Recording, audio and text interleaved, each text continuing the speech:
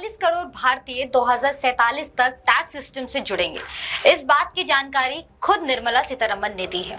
वित्त मंत्री निर्मला सीतारमण ने कहा कि ग्लोबल कॉर्पोरेशन के जरिए ही हम वैश्विक विकास यानी ग्लोबल इकोनॉमिक डेवलपमेंट की रफ्तार को बढ़ा सकते हैं। भारत इस दिशा में महत्वपूर्ण सहयोगी के तौर पर काम कर सकता है।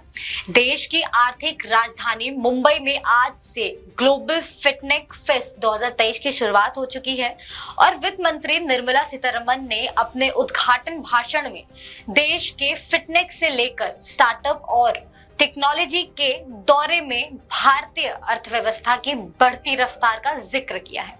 हालांकि उन्होंने भरोसा दिलाया है कि भारत के आर्थिक विकास की तेजी पर दुनिया भर के वित्त संकटों का कोई असर नहीं दिखेगा, क्योंकि देश की आर्थिक स्थिति काफी अच्छी है।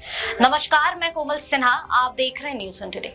भारत में इनकम टैक्स रिटर्न फाइलिंग की असाधारण ग्रोथ। निर्मला सीतारमण ने कहा कि भारत के टैक्स स्लैब में इस साल कम से कम 3 गुना ज्यादा इनकम टैक्स रिटर्न फाइलिंग हुआ है और इसके अलावा कुछ सेगमेंट में तो इसकी ग्रोथ 4 गुना तक देखी गई है। आपको बता दें, भारत में अगस्त 2023 में IIRT फाइलिंग के डेटा इस बात का सबूत है कि देश की अर्थव्यवस्था का औपचारिक स्वरूप तेजी से विकसित हो रहा है। इतना ही नहीं, साल 2047 तक 41 करोड़ भारतीयों के देश के टैक्स सिस्टम में शामिल होने की उम्मीद है, जो एक बेहद बड़ा आंकड़ा है। दुनिया का सबसे बड़ा रेमिटेंस हासिल करने वाला देश भारत है। वित्त मंत्री ने कहा कि भारत दुनिया का सबसे बड़ा रेमिटेंस हासिल करने वाला देश है और इसके आधार पर कहा जा सकता है कि क्रॉस बोर्ड पेमेंट के क्षेत्र में भारत की प्रगति विश्व के सभी देशों से सबसे ज्यादा है।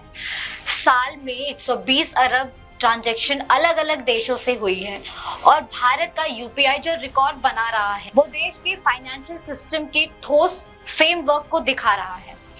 आपको बता दें, ग्लोबल सहयोग के जरिए एक आर्थिक तंत्र विकसित करने की जरूरत है।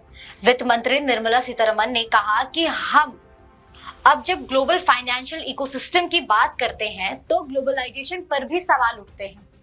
इनका जवाब ढूंढने की बहुत ही ज्यादा जरूरत है और ग्लोबल सहयोग के जरिए एक आर्थिक तंत्र करने की आवश्यकता है, जिससे विकासशील देशों के साथ साथ अर्थव्यवस्थाओं को भी इसका फायदा मिल सके।